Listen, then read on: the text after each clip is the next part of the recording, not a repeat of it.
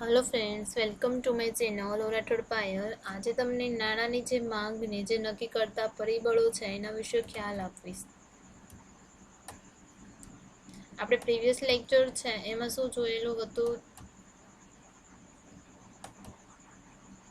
Fisher છે એનો વિનિમયનો સિદ્ધાંત હતો તો પરિમાણનો સિદ્ધાંત। એટલે કે નાણાંના પરિમાણમાં સિદ્ધાંતમાં એમ કહેવામાં આવ્યું છે કે જો નાણાંના પરિમાણમાં ફેરફાર થાય છે એના કરતાં વિપરીત દિશામાં અને સપ્રમાણ શેમાં ફેરફાર થાય છે તો કે નાણાંના મૂલ્યમાં છે ફેરફાર થાય છે। એટલે કે બધા અર્થશાસ્ત્રીઓ છે એને શું તો કે એક્સેપ્ટ કર્યું છે, સ્વીકાર્યું છે કે આ હકીકત છે કે જે નાણાંના પરિમાણમાં ચેન્જીસ થશે એમાં ફેરફાર થશે તો નાણાંનું મૂલ્ય પણ બદલશે।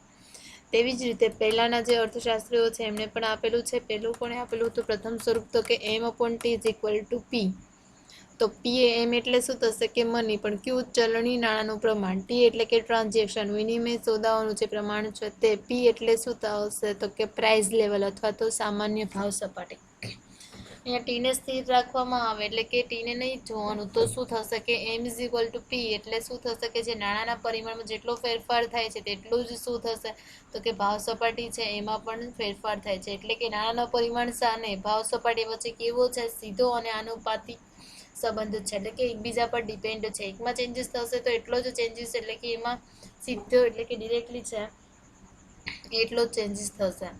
પછી તો કે આમાં છે આ સૂત્રમાં શું નથી તો કે ચલણ વેગ આપેલો નથી, એટલે કે આ છે પછી કોણે કીધું, પછી છે સુધારો થઈને એક સંશોધિત સ્વરૂપ MV=PT એટલે શું થશે અપોન MV એટલે અહીંયા એમ એટલે શું થશે તો કે મની અથવા તો ચલણમાં નાણાંનું પ્રમાણ કેટલું છે તે, V એટલે થશે વેલોસિટી ઓફ મની એટલે કે નાણાંનો ચલણ વેગ છે, જ્યારે આમાં છે નાણાંનો ચલણ વેગ નહોતો। P એટલે શું થશે તો પ્રાઇસ લેવલ એટલે કે સામાન્ય ભાવ સપાટી, T એટલે કે ટ્રાન્ઝેક્શન અથવા તો વિનિમય અથવા તો વોલ્યુમ ઓફ ટ્રેડ। એટલે કે અહીંયા છે વીને નહીં જોવાનું, એટલે કે વી સ્થિર રહે અને ટી સ્થિર રહે તો M=P એટલે નાણાંનો જે એટલે કે જે ચલણમાં નાણાંનું પ્રમાણ બરાબર શું થશે તો કે ભાવ સપાટી, એટલે કે જેટલો ભાવ સપાટી એટલે કે નાણાંના પ્રમાણમાં ફેરફાર થાય છે તેટલો જ શું થાય છે જો તેટલો એટલે કે નાણાંના પરિમાણ જેટલા પ્રમાણમાં ફેરફાર થાય છે એટલે એટલા જ પ્રમાણમાં તે દિશામાં તો શું થાય છે તો કે સામાન્ય ભાવ સપાટી છે એમાં પણ ફેરફાર થાય છે। એટલે કે જેટલો વધારો નાણાંના પરિમાણમાં થાય છે તેટલો જ વધારો છે ભાવ સપાટીમાં થાય છે, અને જેટલો નાણાંના એટલો જ શું થશે કે નાણાંનું મૂલ્ય છે એ ઘટે છે। આ છે આ સમીકરણ પણ અધૂરું છે કારણ કે આમાં છે શાકી નાણાંનો છે કંઈ ઉલ્લેખ નથી કરેલો। આજકાલ શાકી નાણું પણ વિનિમયના માધ્યમનું કાર્ય કરે છે, એટલે કે આ સમીકરણમાં ગણના કરવામાં નથી આવી। ખરેખર નાણાંના મૂલ્યને યોગ્ય રીતે જો આપણે માપવું જ હોય તો શાકી નાણું અને તેનો ચલણ વેગ છે એને પણ ધ્યાનમાં લેવો જોઈએ। પ્રોફેસર ફિશર છે એની બુક છે the purchasing power of money એટલે 1911માં એમણે પ્રકાશિત કરેલી છે। પ્રોફેસર ફિશર છે આ સમીકરણ દ્વારા નાણાંના પરિમાણ અને વસ્તુની ભાવ સપાટી વચ્ચેનો સંબંધ નક્કી કરે એટલે કે દર્શાવે છે અથવા તો સ્પષ્ટ કરે છે। હવે એનું સૂત્ર કેવું હતું તો પ્રોફેસર ફિશર છે એનું સમીકરણ છે P=MV + એમની ઘાત ગુણ્યા કંઈ ના હોય તો ઇન્ટુ હોય વીની ઘાત, ટી એટલે ટ્રાન્ઝેક્શન તો ટ્રેડ, એમ એટલે શું થશે તો કે મની, પણ કયું કાયદા માન્ય નાણાંનું પ્રમાણ, વી એટલે શું થશે વેલોસિટી ઓફ મની એટલે કે જે કાયદા માન્ય નાણું છે એનું શું ચલણ વેગ, પ્લસ એમની ઘાત એટલે શું થશે અહીંયા શાખી નાણાંનું પ્રમાણ છે, પછી ઇન્ટુ એટલે કે ગુણાકાર વેલોસિટી ઓફ મની એટલે શું થશે કે જેનો તો કે શાખી નાણાં છે એનો ચલણ વેગ, ટી એટલે કે ટ્રેડ, પી એટલે કે સામાન્ય ભાવ સપાટી, પછી ટી એટલે કે વિનિમય અથવા તો જે સોદાઓનું જે પ્રમાણ છે તે, પછી એમ એટલે કાયદા માન્ય નાણાંનું પ્રમાણ, પછી એમની ઘાત એટલે શાકી નાણાંનું પ્રમાણ, વી એટલે કાયદા માન્ય જે નાણાંનો ચલણ વેગ છે તે, વીની ઘાત એટલે શાકી નાણાંનો ચલણ વેગ, પછી આમ નાણાંની માંગ બરાબર કુલ માંગ બરાબર શું થશે કે પુરવઠો થવો જોઈએ। એટલે કે લાસ્ટમાં સૂત્ર કયું છે કે કુલ કાયદા માન્ય નાણું, રોકડ નાણાંનો જથ્થો એટલે જ કાયદા માન્ય નાણું થશે, કુલ કાયદા માન્ય નાણું ઇન્ટુ કંઈ ના હોય તો અહીંયા ગુણાકાર છે, વી એટલે શું થશે કે તેનો ચલણ વેગ, અહીંયા પ્લસ છે તો અહીંયા પ્લસ, પછી કુલ શાકી નાણું એટલે એમની ઘાત, પછી કંઈ ના હોય તો ગુણાકાર તેનો ચલણ વેગ કોનો તો કે શાકી નાણાંનો ચલણ વેગ, અપોન ટી એટલે કે વિનિમયના સોદાઓનું જે પ્રમાણ છે તે, એટલે કે પી નો આધાર કોના પર રહેલો છે ભાવ સપાટીનો, તો કે એમ વી એમની ઘાત વીની ઘાત તેમજ ટીના પરિબળો રહેલો છે. પી નો છે એમ વી એમની ઘાત અને વી સાથે સીધો સંબંધ છે, જ્યારે ટી સાથે તો કે વિપરીત સંબંધ છે. એટલે કે જ્યારે કોઈ પણ વસ્તુની મૂલ્ય આપણે કોના દ્વારા માપીએ છીએ કે નાણાંનું, એટલે કે વસ્તુ છે એનો પુરવઠો કેટલો છે અને તેની માંગ કેટલી છે. તેવી જ રીતે નાણાંનું મૂલ્ય માપવું હોય તો નાણાંનો પુરવઠો અને નાણાંનો માંગ છે એ પણ જાણવું જરૂરી છે. જ્યારે નાણાંની માંગ અને નાણાંનો પુરવઠો સરખા થાય ત્યારે શું થાય છે કે નાણાંના જે મૂલ્ય છે એમાં સ્થિરતા પેદા થાય છે. એટલે એ જોઈએ કે નાણાંની કુલ માંગ અને નાણાંના કુલ પુરવઠામાં કયા કયા પરિબળો છે એના દ્વારા એ નક્કી થાય છે. નાણાંના પુરવઠાને નક્કી કરનારા પરિબળો, એમાં પહેલું શું છે તો કે કાયદા માન્ય ચલણી નાણું, એટલે કે એમ એમની ઘાત વી વીની ઘાત છે એ જ આમાં આવશે. કાયદા માન્ય ચલણી નાણાંનું પ્રમાણ, એટલે કે કુલ પુરવઠાને નક્કી કરવામાં કાયદા માન્ય જે ચલણી નાણું છે એક મહત્વનો ભાગ ભજવે છે. એટલે કે સરકાર છે કોઈ પણ નોટ સિક્કાઓ બધા અર્થકરણમાં મૂકે છે તેને શું કહેવાય છે તો કે કાયદા માન્ય ચલણી નાણું કહેવાય છે. આ સિદ્ધાંતમાં છે કાયદા માન્ય ચલણી નાણાંના પુરવઠાને શું કીધું છે તો કે એમ પ્રમાણ એટલે પુરવઠો જ થશે. હવે જો બીજી બધી બાબતો સ્થિર રહે તો એમના બીજી બધી બાબતો એટલે શું થશે તો કે અગાઉ છે આપણે જોયેલું જ છે કે બીજી બધી બાબતો છે એટલે કે નાણાંનો સંગ્રહ ના થવો જોઈએ, પછી નાણાંની માંગ છે સ્થિર રહેવી જોઈએ, પછી ચલણી નાણાં અને શાખી નાણાં વચ્ચેનો ગુણોત્તર પણ સ્થિર રહેવો જોઈએ, પછી તો કે નાણાંનો ચલણ વેગ છે એ પણ સ્થિર રહેવો જોઈએ. જો આ બધી બાબતો સ્થિર રહેશે અને એમના પ્રમાણમાં વધારો થવાથી નાણાંના પુરવઠામાં વધારો થાય છે. જો કાયદા માન્ય ચલણી નાણું છે એટલે કે કોઈ પણ ગવર્મેન્ટ છે સરકાર છે વધારે નોટના સિક્કાઓ વધારે અર્થકરણમાં મૂકશે, માર્કેટમાં મૂકશે તો શું થશે કે નાણાંનો પુરવઠો વધશે અને ભાવ પણ એની સાથે વધશે અને નાણાંની ખરીદ શક્તિ ઘટતા છે નાણાંનું મૂલ્ય છે એ ઘટે છે અને એમના પ્રમાણમાં ઘટાડો થાય તેથી ઉલટું બને છે. એટલે કે એમના પ્રમાણમાં એટલે કે કાયદા માન્ય ચલણી નાણું છે એટલે કે જો એમાં ઘટાડો થશે તો સરકાર છે ઓછા પાર પાડશે નોટ અને સિક્કાઓ, એના થ્રુ શું થશે તો કે નાણાંનો પુરવઠો છે એ પણ ઘટાડો થાય છે અને ભાવ છે એની સાથે ઘટે છે અને એની સાથે નાણાંની ખરીદ શક્તિ વધે છે અને નાણાંનું મૂલ્ય પણ વધે છે. એટલે કે એનાથી ઉલટું બને છે. સેકન્ડ વન છે કાયદા માન્ય નાણાંનો ચલણ વેગ, એટલે કે વી. કાયદા માન્ય ચલણ વેગ પણ કુલ નાણાંના પુરવઠાને નક્કી કરવામાં એક ભાગ ભજવે છે, કારણ કે કોઈ એક નિશ્ચિત સમયગાળામાં કોઈ એક સિક્કો કે નોટ એક હાથમાંથી બીજા હાથમાં કેટલી વાર ફરે છે તેનો આધાર કોના પર તેના નાણાંના ચલણ વેગ દ્વારા નક્કી થાય છે. બિગ જોર્ડનના મત મુજબ કે એક નિશ્ચિત અવધિ એટલે કે એક નિશ્ચિત સમયમાં એક સિક્કો જેટલી વાર ખરીદીમાં ઉપયોગમાં આવે છે તે બાબત શું છે તો કે નાણાંનો ચલણ વેગ કહેવાય છે. અર્થાત નાણાંના એક એકમની એક હાથમાંથી બીજા હાથમાં ફરવાની સરેરાશ ગતિ હોય છે તેને શું કહેવાય છે નાણાંનો ચલણ વેગ કહેવાય છે. એટલે કે અહીંયા આપેલું છે કે 10 રૂપિયાની નોટ છે જુદી જુદી લેણદેણ માટે કેટલી વાર તો કે 10 વાર ફરે છે એક જગ્યાએથી અથવા તો એક હાથેથી બીજા હાથે, તો શું થશે 10 × 10 = 100, એટલે કે 10 × 10 શું થશે કે 100, એટલે કે 100 રૂપિયા જેટલું છે એક 10ની નોટે કામ કરેલું કહેવાય. એટલે કે એનો ચલણ વેગ છે એ પણ ઇમ્પોર્ટન્ટ છે. વાસ્તવમાં 10 રૂપિયાની નોટ નાણાંના પુરવઠામાં માત્ર 10 રૂપિયા જેટલો જ નહીં પરંતુ 100 રૂપિયા જેટલો પણ હિસ્સો નોંધાવ્યો તેમ કહેવાય. જો બધી બાબતો સ્થિર રહે એટલે કે કાયદા માન્ય નાણાંનો ચલણ વેગ જેમ વધે છે એટલે કે કાયદા માન્ય ચલણ વેગ વધશે તો શું થશે તો કે જે નાણાંનો પુરવઠો છે એ પણ વધે છે. નાણાંનો પુરવઠો વધશે તો શું થશે તો કે નાણાંની જે ભાવો છે એટલે કે ભાવ સપાટી છે એ પણ વધે છે અને એની સાથે ખરીદ શક્તિ છે એ ઘટે છે અને નાણાંનું મૂલ્ય પણ ઘટે છે. અને જો નાણાં ચલણ વેગમાં ઘટાડો થશે તો શું થશે કે જો નાણાંના ચલણ વેગમાં ઘટાડો થશે તો નાણાંનો પુરવઠો છે એ પણ ઘટશે અને ભાવો છે એ પણ ઘટે છે અને એની સાથે નાણાંની ખરીદ શક્તિ વધતા શું થશે કે નાણાંનું મૂલ્ય પણ વધે છે. હવે આપણે થર્ડ વન જોઈશું શાકી નાણાંનું પ્રમાણ, એટલે કે એમની ઘાત. નાણાંના કુલ પુરવઠાને નક્કી કરવામાં જે કાયદા માન્ય નાણું અને તેનું ચલણ વેગ ઉપરાંત શાકી નાણાંનું પ્રમાણ પણ મહત્વનો ભાગ ભજવે છે. એટલે કે નાણાંના કુલ પુરવઠાને જો નક્કી કરવું હશે તો કાયદા માન્ય નાણું અને તેનો ચલણ વેગ છે એટલો ઇનફ નથી, પરંતુ તેની સાથે શાકી નાણાંનું પ્રમાણ કેટલું છે એ પણ જાણવું ખૂબ જ જરૂરી છે. કારણ કે વિનિમયમાં જે પ્રકારની કામગીરી કાયદા માન્ય નાણું કરે છે તે જ પ્રકારની કામગીરી છે કોણ કરે છે તો કે શાકી નાણું પણ કરે છે. આ શાકી નાણાંમાં ચેક, હુંડી, ડ્રાફ્ટ વગેરેનો સમાવેશ થાય છે.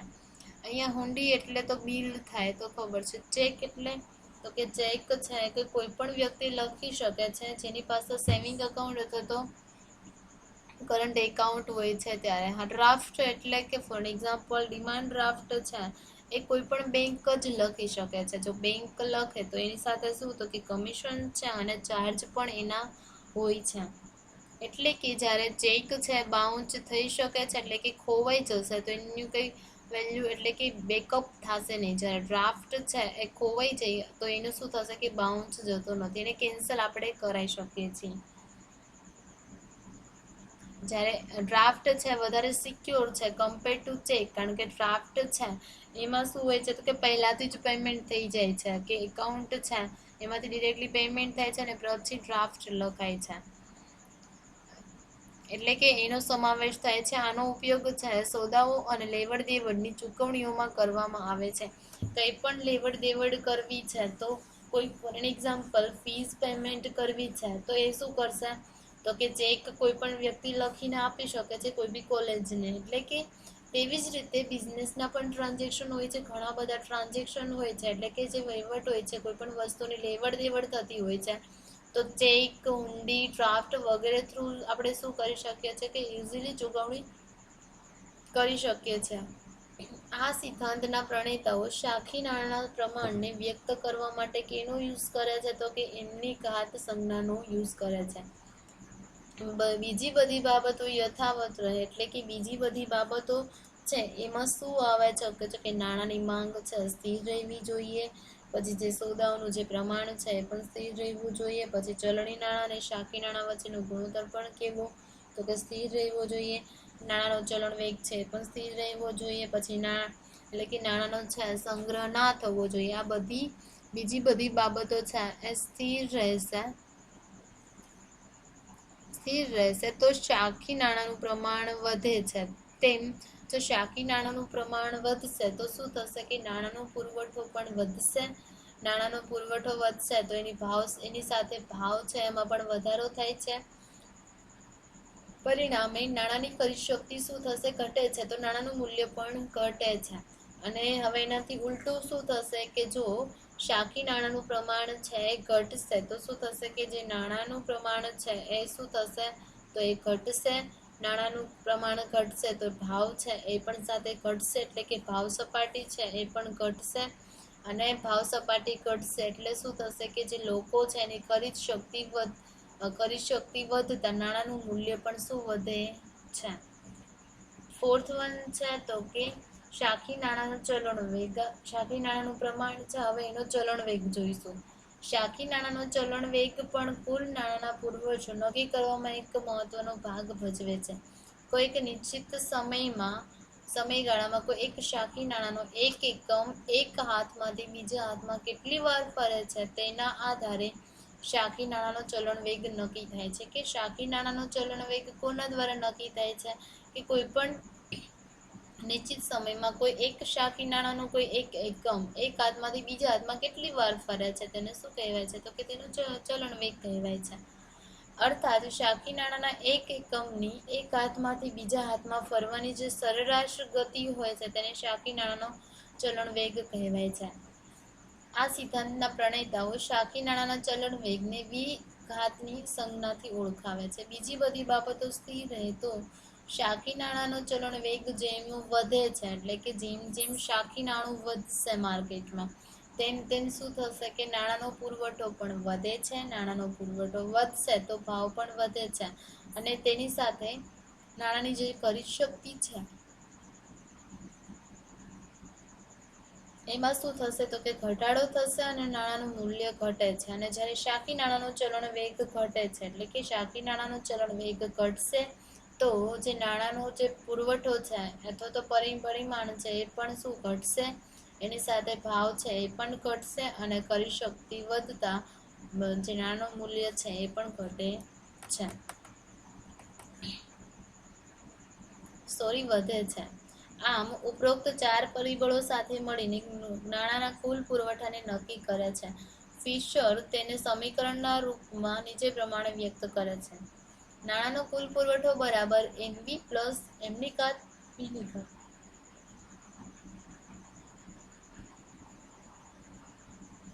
એટલે કે એમ એટલે શું થશે, તો કે કાયદા માન્ય નાણું. વી એટલે શું થશે કે ઇન્ટુ તેનો ચલણ વેગ પ્લસ, તો અહીંયા પ્લસ એમની ઘાત એટલે શું થશે કે શાખી નાણું ઇન્ટુ વીની ઘાત એટલે તેનો ચલણ વેગ. પરંતુ નાણાંના મૂલ્યને નક્કી કરવામાં માત્ર નાણાંના પુરવઠાનો જ નહીં બલકે તેની માંગ પણ મહત્વનો ભાગ ભજવે છે. એટલે કે ખાલી નાણાંનો પુરવઠો છે એ નક્કી નથી કરતું કે જે નાણાંનું મૂલ્ય કેટલું છે, પરંતુ નાણાંની માંગ છે એ પણ ઇમ્પોર્ટન્ટ હોય છે. હવે છે નાણાંની માંગને નક્કી કરનારા પરિબળો, કે નાણાંની માંગ છે એ નક્કી કરનારું પરિબળ કયું છે, તો કે ફર્સ્ટ વન છે દેશમાં નાણાં દ્વારા થતા જે સોદાઓનું જે પ્રમાણ છે તે. એમાં છે નાણાંની માંગને નક્કી કરવામાં દેશના નાણાં દ્વારા થતા સોદાઓનું જે પ્રમાણ છે એ પણ મહત્વનો ભાગ ભજવે છે. કોઈ એક સમયગાળામાં ચલણી નાણું અને બેંક નાણાં દ્વારા ચીજવસ્તુઓ, સેવાઓ અને જામીનગીરીઓનો જે વિનિમય થાય છે તેને શું કહેવાય છે, તો કે નાણાકીય સોદાઓ કહેવાય છે. એટલે કોઈ એક નિશ્ચિત સમયગાળો છે તેમાં ચલણી નાણું છે એટલે કે જે ગવર્મેન્ટ કાયદાકીય નાણું છે તે, બેંક નાણું છે અને શાખી નાણું પણ કહેવાય છે. એના દ્વારા કોઈ પણ ચીજ વસ્તુઓ છે, સેવાઓ છે, જામીનગીરીઓ છે જેનો વિનિમય થાય છે એટલે કે આપલે થાય છે એને શું કહેવાશે, તો કે નાણાકીય સોદાઓ કહેવામાં આવે છે. આ સિદ્ધાંતના પ્રણેતાઓ આના માટે શેનો યુઝ કરે છે, તો કે ટી સંજ્ઞાનો યુઝ કરે છે. નાણાંનું ખુદનું લોકો માટે કંઈ મહત્વ નથી હોતું, પરંતુ તેનું મહત્વ એટલા માટે જ છે કે વિનિમયના માધ્યમ તરીકે સેવા આપે છે. એટલે કે નાણાંની વેલ્યુ ક્યારે છે, એનું મહત્વ ક્યારે છે, જ્યારે કોઈ પણ વિનિમયના માધ્યમ આપણે વસ્તુ છે એની આપલે કરીએ છીએ ત્યારે યુઝ થાય છે. કોઈ પણ વસ્તુ છે આપણે ખરીદીએ છીએ તેની ફોર્મ ઓફ આપણે એને મની પેડ કરતા હોઈએ છીએ, નાણું આપણે ચૂકવી શકીએ છીએ એટલે એનું મહત્વ છે. આમ નાણું વિનિમયના માધ્યમ તરીકે સેવા આપતું હોવાથી જે સોદાઓની જે ચૂકવણીઓ માટે શું, તો કે લોકોને નાણાંની માંગ કરે છે. કારણ કે કોઈ પણ વસ્તુ ખરીદીએ છીએ તો એના બદલામાં શું થશે કે મનીની માંગ થશે, કે મની એને પેડ કરવા પડશે. આથી જેમ સોદાઓનું જેમ પ્રમાણ વધુ હશે તેમ નાણાંની માંગ વધારે વધશે. જેમ સોદાઓનું જે પ્રમાણ છે ઓછું હશે તેમ શું થશે, તો કે નાણાંની માંગ ઓછી રહે છે. જેમ કે 50 ઘડિયાળના એકમોની 10 વાર લે વેચ થાય છે, એટલે કે 50 ઘડિયાળ છે અને 10 વાર લે વેચ થાય છે, તો શું થશે 50 ગુણ્યા 10 બરાબર શું થશે 500 સોદાઓ થયા ગણાય. આમ નાણાંની માંગનો આધાર શેના પર રહેલો છે, જે સોદાઓનું જે પ્રમાણ છે એના પર અવલંબિત એના પર રહેલો છે. હવે આ સોદાઓ છે ચોક્કસ કિંમતે થતા હોય છે, તેથી નાણાંની કુલ માંગને શોધવા માટે સોદાઓની જે સંખ્યા છે એની વડે ગુણવામાં આવે છે. કિંમત એટલે કે ભાવ સપાટી માટે આ સિદ્ધાંતના પ્રણેતાઓ પી સંજ્ઞાનો યુઝ કરે છે. આથી નાણાંની કુલ માંગ નીચે પ્રમાણે મળી શકે. નાણાંની માંગ કઈ રીતે મળશે, તો કે વસ્તુઓના એકમની કિંમત ગુણ્યા જે સોદાઓની સંખ્યા છે એટલે કે કેટલી વાર એનો યુઝ થાય છે તેમ. તો નાણાંની કુલ માંગ બરાબર પી એટલે શું થશે કે વસ્તુની કિંમત એટલે પ્રાઇસ, ટી એટલે ટ્રેડ એટલે કે ટ્રાન્ઝેક્શન કંઈ પણ થાય છે ત્યાં. આમ પ્રોફેસર ફિશરના મત મુજબ નાણાંના પુરવઠાને તેમજ નાણાંની માંગને ઉપરના પરિબળો અસર કરે છે. અને સમતુલા વખતે શું થશે કે જે નાણાંનો પુરવઠો છે એના બરાબર શું થવું જોઈએ, નાણાંનો કુલ માંગ થવી જોઈએ, એટલે કે થઈ રહે છે. અર્થાત નાણાંના કુલ પુરવઠો એટલે કે એમવી પ્લસ એમની ઘાત વીની ઘાત. બધી જ વસ્તુઓ અને સેવાઓનું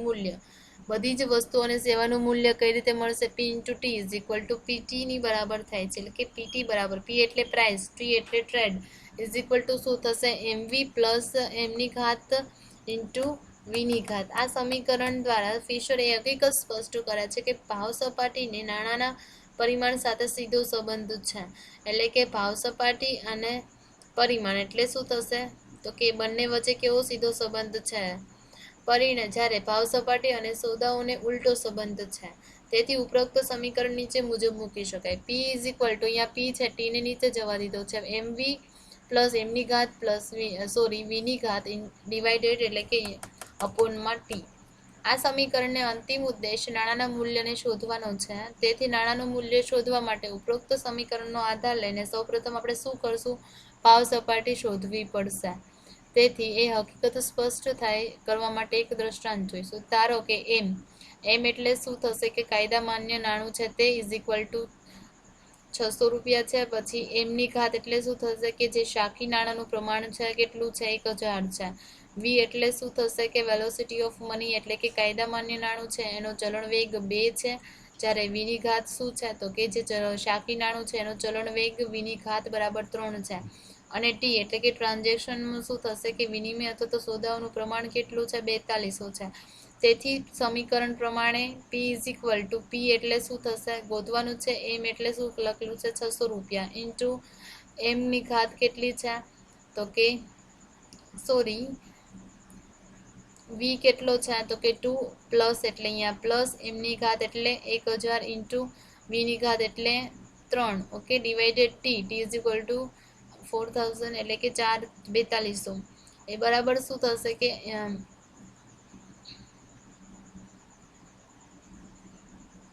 એટલે કે 600 ગુણ્યા 2 એટલે 6 દુ 12 એટલે 1200 રૂપિયા. અહીંયા 3000 એટલે 1200 પ્લસ 3000 એટલે 4200 ડિવાઇડેડ 4200 એટલે બરાબર કેટલું થશે? તો કે પી થશે. આ દ્રષ્ટાંત પ્રમાણે પી બરાબર શું આવે છે કે 1 આવે છે. હવે ભાવ સપાટી પી ને નાણાંના મૂલ્ય સાથે કેવો સંબંધ છે? ઉલટો સંબંધ છે. તેથી નાણાંનું મૂલ્ય 1 ડિવાઇડ પી થાય છે. હવે નાણાંના એક એકમનું મૂલ્ય જાણવું હોય તો 1 ડિવાઇડ પી માં પીના સ્થાને શું? તો કે પીની કિંમત રૂપિયો મૂકી શકે છે. એટલે કે 1 ડિવાઇડ પી પહેલા અહીંયા લખી લીધું 1 ડિવાઇડ પી. પછી તો કે પી બરાબર શું છે? તો કે એની કિંમત કેટલી આપેલી છે? 1 છે. તો નાણાંનું મૂલ્યનું એકમ શું થશે? તો કે 1 થશે. આમ નાણાંનું મૂલ્ય 1 બરાબર છે તેમ કહી શકાય. હવે બીજું છે, હવે જો એમ બરાબર 1200 એમની ઘાત બરાબર 2000 થઈ જાય તો શું થશે કે ભાવ સપાટી જે સપ્રમાણ વધારો થશે. એટલે કે નાણાંના મૂલ્યમાં પણ શું થશે કે સપ્રમાણ ઘટાડો થશે. એટલે કે એમ છે, એમ શું? તો કે 1200 ઇન્ટુ 2 છે એઝ ઇટ ઇઝ મૂકવાનું છે. એમની ઘાત કેટલી અહીંયા વધી છે? તો કે એટલે કે એમ બરાબર 1200 એટલે કે જે 600 છે એમાંથી 1200 ઇન્ટુ 2 એઝ ઇટ ઇઝ, પછી પ્લસ 1000 માં શું થયા છે કે એમની ઘાત છે 2000 થઈ જાય છે ઇન્ટુ 3 શું છે? તો કે વીની ઘાત છે ડિવાઇડેડ 4200 એટલે એન ઇઝ ઇક્વલ ટુ શું થશે કે 1200 દુ એટલે કે 2400, અહીંયા 3 દુ 6 એટલે કેટલા થશે? ટોટલ 8400 ડિવાઇડેડ 4200 એટલે કેટલા થશે? 2 થશે.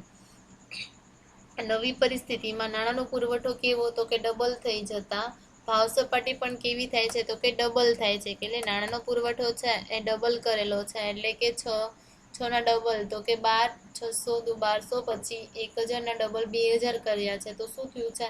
તો કે નાણાંનો પુરવઠો ડબલ કરતા ભાવ સપાટી પણ છે 1 માંથી કેટલી થઈ ગઈ? 2 થઈ ગઈ. જેથી નાણાંના મૂલ્યનું જો નાણાંના એક એકમનું મૂલ્ય એટલે કે 1/p બરાબર શું થશે? 1 ડિવાઇડ 2 એટલે કે અડધું થઈ જશે. બીજા શબ્દોમાં કહીએ તો નાણાંનું મૂલ્ય કેવું થઈ જશે? અડધું થઈ જશે. હવે જો એમ બરાબર 300 હોય અને એમની ઘાત બરાબર 500 થઈ જાય તો ભાવ સપાટીમાં સપ્રમાણ ઘટાડો થશે અને નાણાંના મૂલ્યમાં પણ સપ્રમાણ વધારો થશે. એટલે પેલા કેટલા હતા? 600 તેના અડધા 300 મૂક્યા, 1000 ના અડધા 500, અને જે 2 છે એ ઇઝી એઝ ઇટ ઇઝ, પછી 3 છે પણ એઝ ઇટ ઇઝ, અને જે 3 છે બરાબર 4200 ઇઝ ઇટ ઇઝ. એટલે કે 3 દુ 6, 600 એ 5 તેરી 15, 1500 plus 600 is equal two 2100 divided 4200 એટલે કે અડધું મૂલ્ય થઈ ગયું. કેનું? તો કે પ્રાઇઝનું. જો હવે આ નવી પરિસ્થિતિને નાણાંનો પુરવઠો અડધો થઈ જતા ભાવ સપાટી પણ શું થઈ જશે? અડધી થઈ જશે. નાણાંનું મૂલ્ય છે ડબલ થઈ શકે છે. 1 divide P is equal two શું થશે?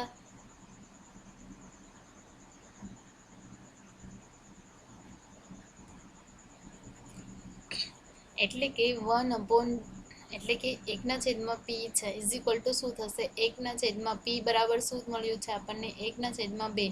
ઓકે, આને અહીંયા જોજો કે 1 છે અહીંયા આ અંશનો છેદ છે શું થશે તો અંશમાં જશે 1/2, પછી ડિવાઈડમાં શું વધ્યું 1 તો શું થશે બરાબર 2, એટલે કે 2 જેટલું થઈ ગયું.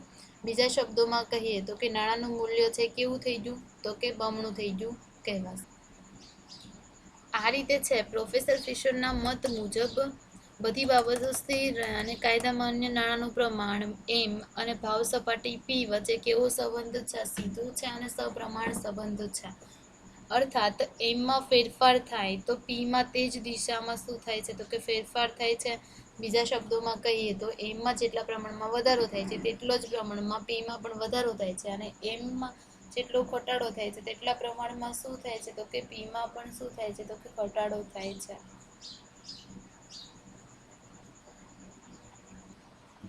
ચલો સ્પીડ રિવાઇઝ કરી લઈએ. થર્ડ વન છે શાકી નાણાંનું પ્રમાણ એટલે કે એમની ઘાત, એટલે કે જ્યારે નાણાંના પુરવઠાને નક્કી કરવા માટે કાયદા માન્ય નાણું અને તેનો ચલણ વેગ ઉપરાંત શાકી નાણું છે એનું પ્રમાણ છે એ પણ મહત્વનું હોય છે, કારણ કે વિનિમય જે પ્રકારની કામગીરી કાયદા માન્ય નાણું કરે છે તેવી જ પ્રકારની કામગીરી કોણ કરે છે તો કે શાકી નાણું પણ કરે છે.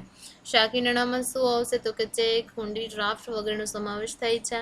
એટલે કોઈ પણ લેવડ દેવડ છે ને ચૂકવણી માટે યુઝ થાય છે. શાકી નાણાંનો યુઝ એને શું કહેવાય છે એમની ઘાત કહેવાય છે. એટલે બીજી બધી બાબતો યથાવત રહેશે. તો શાકી નાણાંનું પ્રમાણ વધે છે તેમ શું થશે કુલ પુરવઠો છે નાણાંનો એ પણ વધશે, ભાવ પણ વધશે, ખરીદ શક્તિ ઘટશે અને નાણાંનું મૂલ્ય પણ ઘટે છે. અને એનાથી ઉલટું થશે શાકી નાણાંનો ચલણ વેગ એટલે કે વીની ઘાત. શાકી નાણાંનો ચલણ વેગ પણ કુલ પુરવઠાને નક્કી કરવામાં એક મહત્વનો ભાગ ભજવે છે.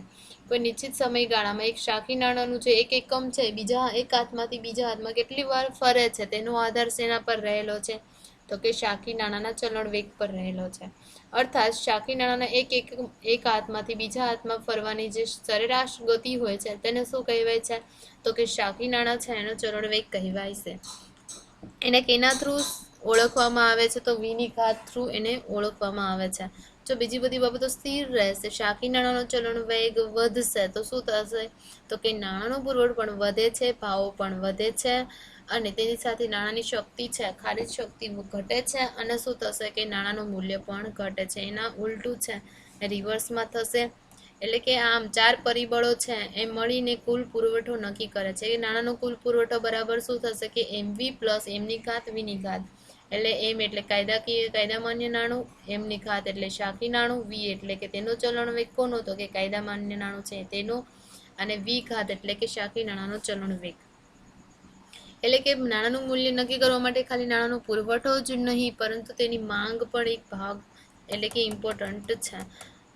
નાણાંની માંગમાં શું છે કે દેશમાં નાણાં દ્વારા થતા જે સોદાઓનું જે પ્રમાણ છે તે એટલે શું થશે કે જે કોઈ પણ સમયગાળામાં ચલણી નાણું અને બેંક નાણાં દ્વારા ચલણી નાણું એટલે કે કાયદાકીય નાણું, બેંક નાણું એટલે કે શાકી નાણાં દ્વારા ચીજવસ્તુઓ, સેવાઓ અને જામીનગીરીનો વિનિમય થાય છે તેને શું કહેવાય છે તો કે નાણાકીય સોદાઓ કહેવાય છે. આ સિદ્ધાંતના પ્રણેતા શું તો કે ટી દ્વારા એને ઓળખવામાં આવે છે. એટલે કે નાણાં વિનિમયના માધ્યમ તરીકે સેવા આપતું હોવાથી સોદાઓની જે ચૂકવણીઓ છે લોકો નાણાંની માંગ કરે છે. એટલે કે કોઈ પણ વસ્તુની આપ-લે કરે છે, લે-વેચ કરે છે ત્યારે કેની યુઝ થશે એટલે કે માંગ થશે નાણાંની.